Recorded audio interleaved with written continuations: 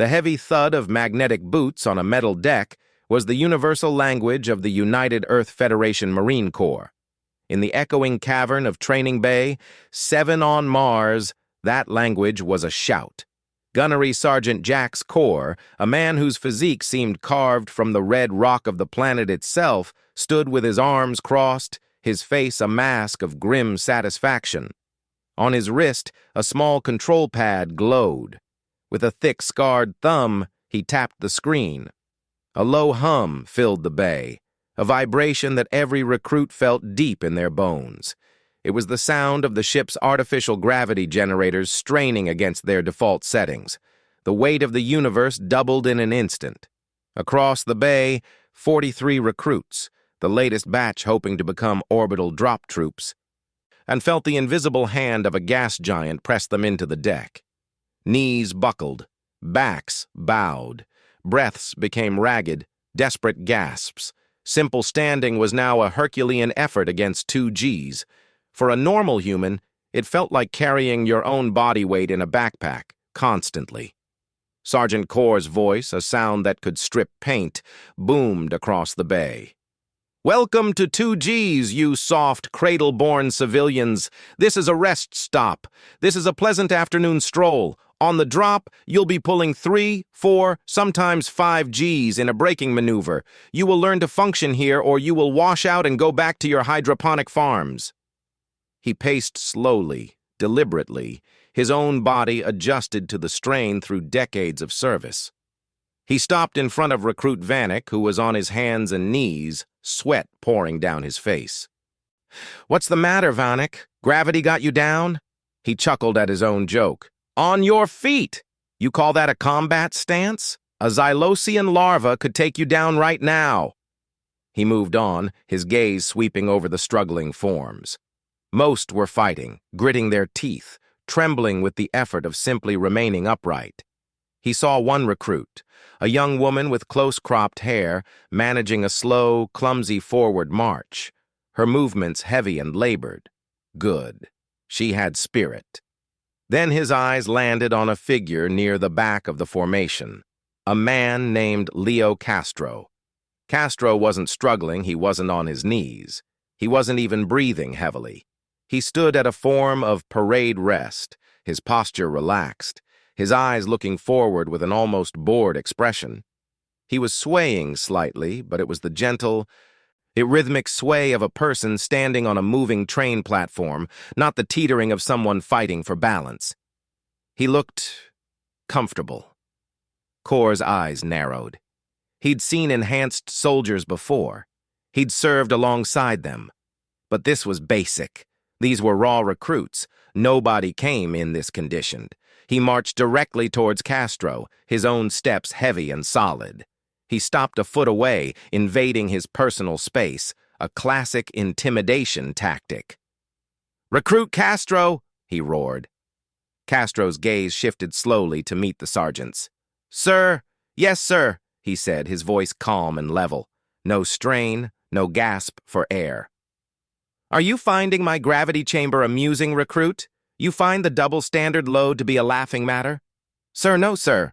"Then why aren't you on the deck with the rest of your pathetic, struggling brothers and sisters? You think you're better than them?" Corr leaned in closer, his face inches from Castro's.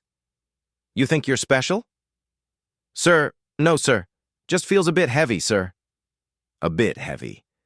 The words hung in the air. Corr stared at him, searching for a hint of sarcasm, of insubordination.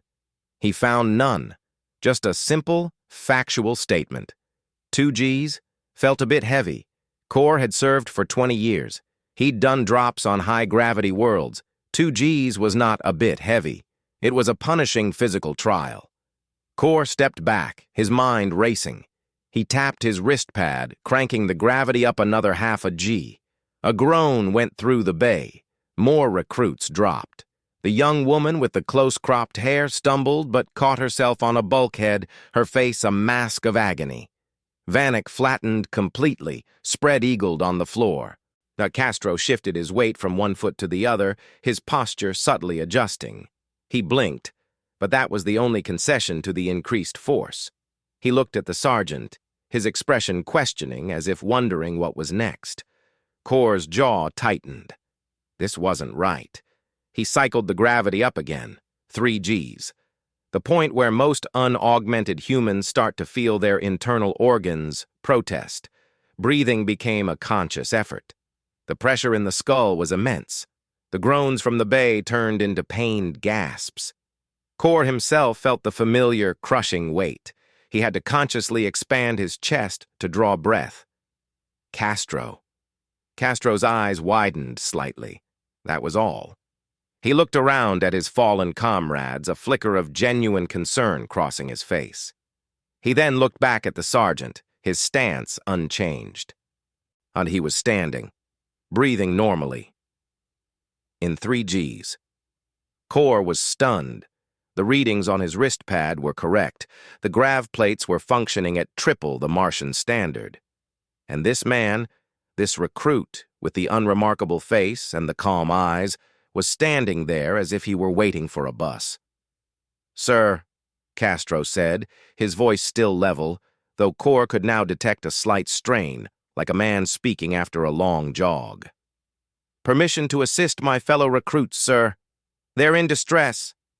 The request was so utterly out of the ordinary, so completely against the every man for himself crucible of the moment, that Kor was speechless for a second. In 3 Gs, he wanted to help others? Kor finally found his voice. "Denied.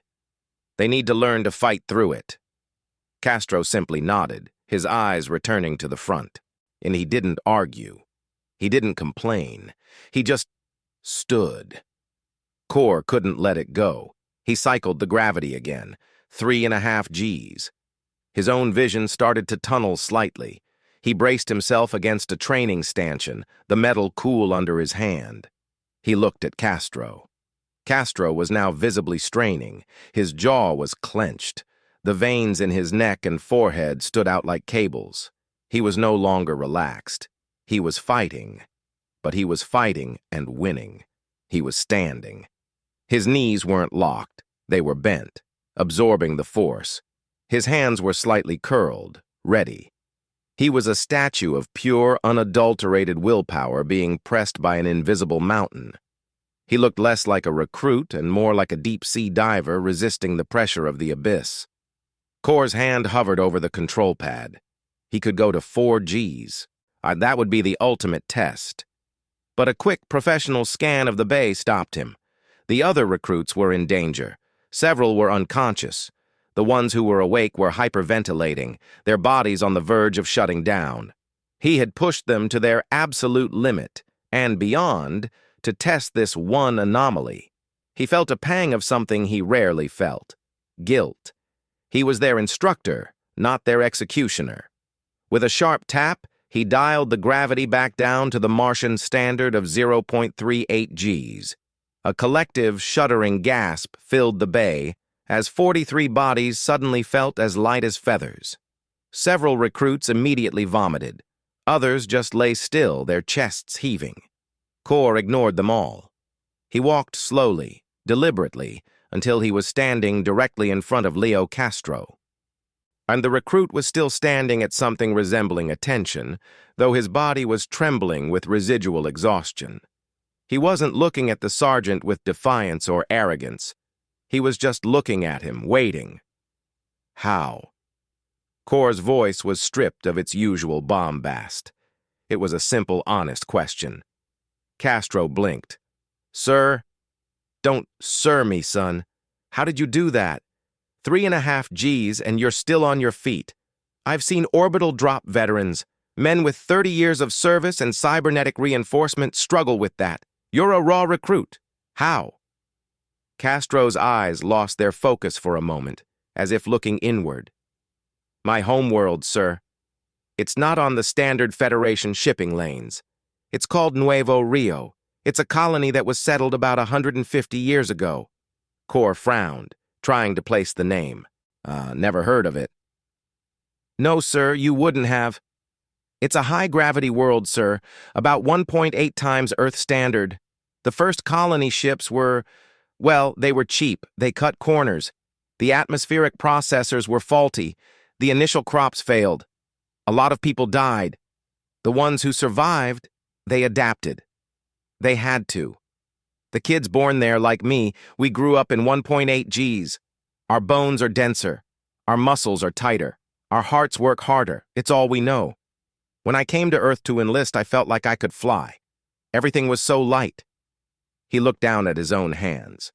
This was just like going home.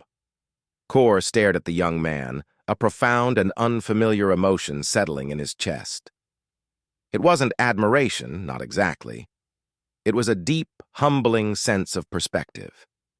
He, Jax Kor, the terror of Training Bay 7, I had spent his entire career trying to build super soldiers, to push human bodies to their breaking point and force them to rebuild stronger.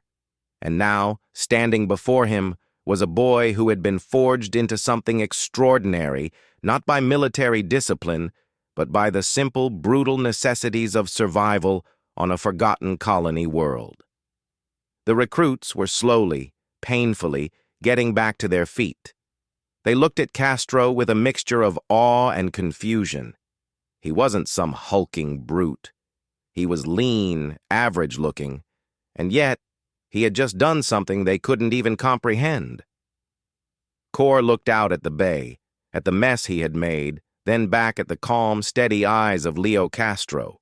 The drill sergeant's entire philosophy built on grit, pain, and pushing past limits. Ike was suddenly challenged by a simple fact. Some humans weren't made by the core. They were made by the stars themselves, in the harshest forges imaginable. He finally spoke, his voice low, meant only for Castro. You'll be a squad leader, Castro.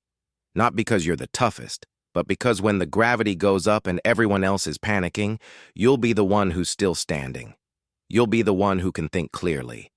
That's rarer than strength. He then turned and bellowed at the rest of the platoon, his voice as loud as ever, but with a new, almost imperceptible undercurrent of respect. All right, you maggots, on your feet. The show's over. We have 6 weeks to make you half as useful as Recruit Castro. It won't be enough, but it's a start. Drop and give me 50. And remember, for him, that's like doing 100. So move it! As the recruits scrambled to obey, groaning under the now light gravity, Kor walked away. He stopped at the door and glanced back. Leo Castro was on the deck, doing his push-ups with the same steady, unflappable rhythm he did everything else. He was a rock born of a heavy world. And Jax Kor had a sudden, chilling, and exhilarating thought. If they could make more soldiers like him, the Xylosian Empire wouldn't stand a chance. Humanity's edge wasn't just its technology or its aggression, it was its stubborn, unbelievable ability to take whatever the universe threw at it and simply keep standing.